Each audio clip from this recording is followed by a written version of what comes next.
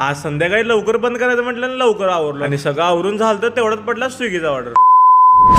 60 day challenge मधला day 18. रोजच्या प्रमाणे निघालो कॅफेला. पण आज थोडासा विषय वेगळा होता. आज सच्चा आणि दादा पण आलते, ते पण सचिनच्या गाडीवर. आता सीन काय माहितीये काय, रात्री जातानाच गाडी बिघडलेली, त्यामुळे रात्री गावात मित्राच्या घरीच लावलं गाडी, म्हणून सच्चे सकाळी सकाळी सोडायला आलता. मग काय आलो, शॉप केलं ओपन आणि इथून आमचा दिवसचा सुरुवात झाला आणि सगळं झटपट पटापट आवरून घेतलो. गडबडीत दूध घ्यायचं राहिलेलं म्हणून सच्चा परत आलता दूध द्यायला आणि थोडं टेबल वगैरे पण पुसायचं राहिलेलं म्हणून टेबल वगैरे पुसून घेतलं आणि थोडं टॉपिंग वगैरे पण करायचं राहिलेलं म्हणून टॉपिंग वगैरे पहिला करून घेतलं. 1 वाजलेलं आणि दादा पण आलता आणि आपल्याला झालं मधली सुट्टी, जैसे की इंग्लिश में बोलते ना लंच टाइम, तसलंच काही. मग काय गाडी घेतलो आणि निघालो की घरला. थोडा आनंद तर झालतच, कारण कधी कधीच मधली सुट्टी भेटते, नाहीतर कायम डबाज येतोय. पोहोचलो घरला, घरातून निघालेलो आणि वाजलेले 5. कॅफेत पोहोचतात मला लगेच काम पण लागलं. जुना डेकोरेशन होता आणि डेकोरेशन काढायचं होतं आणि मी काय ऐकताय, जुना डेकोरेशन निकालने में मेरे को बहुमत आनंद आता है.